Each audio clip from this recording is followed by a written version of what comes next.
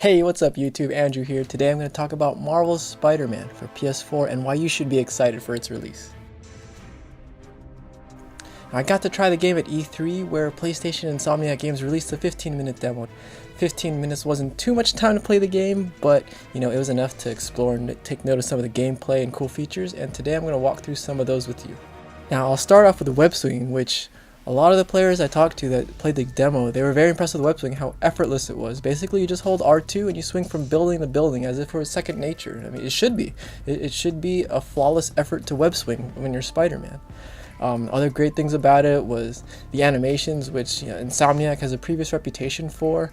It was varied enough where it didn't look repetitive. They even added an animation where you're running on the ground and Spider-Man just waves to fans and they say hi back to you. The transitions from web swinging to dismounting, web zipping, wall crawling, it all really wonderfully simulated Spider-Man's movement. Yeah, something that may have been missed though is actually when you're web swinging at high speeds, there's actually a distortion around the screen, and that along with the sound of the wind rushing through, it gives an immersive experience. I think I heard one person call it like, yeah, web swinging was therapeutic.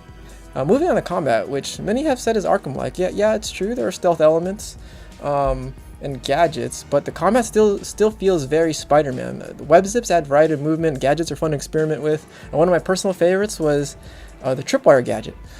You could take it and either plant it on the ground, and someone could trip it and get caught, or you could plant it on an enemy mid-combat. Yeah, looking at the animations again, it's seamless. Just moving from enemy to enemy is fluid. It looks almost as if the fight scene is choreographed. The slow motion camera at certain points gives it a cinematic feel. At times, like if someone's observing the game, they might think they're watching a movie instead of someone playing a video game. Yeah, the controls were intuitive and they're easy to use. But also, even though you could pick it up and play right away, there are advanced techniques to learn so combat doesn't get monotonous. I mean, you could be doing the same things over and over, but who wants to do that? You could actually experiment with different things that you learn as you progress through the game. Sometimes I feel one of the underappreciated details is actually during combat. There's the sound and voice acting. If you listen, the web grips are sharp, there's bone crunching, the heavy sounding of punches. The script is great as well. Hey guys, bird watching? I saw some pigeons over there.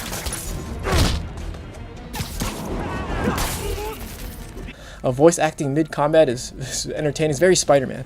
I think this was actually best highlighted during the boss battle with a Shocker. Yeah, instead of having a long drawn-out cutscene that potentially disengages the player, the back and forth between Shocker and Spider-Man is integrated in the middle of the fight. Remember our first fight? Me so young and stupid, you just stupid.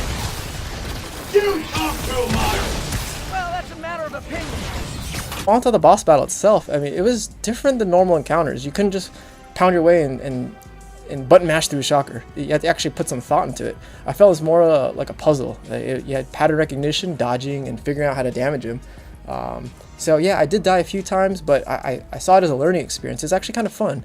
It's kind of fun to lose. It's kind of a weird concept, right? Yeah, once I figured out his pattern and dodge his attacks and use debris to take him out, there was a sense of accomplishment and satisfaction for winning, as opposed to just hitting one button over and over and over and over. Yeah, and so that's the Spider-Man demo from E3. Now, I didn't get to spend too much time with the game and experiment as I would have liked to, but it did show me enough, and it was fun enough to make me think that this will be one of the top games ever in the superhero genre. Spider-Man is scheduled to come out September this year, and we'll find out then if my words hold true.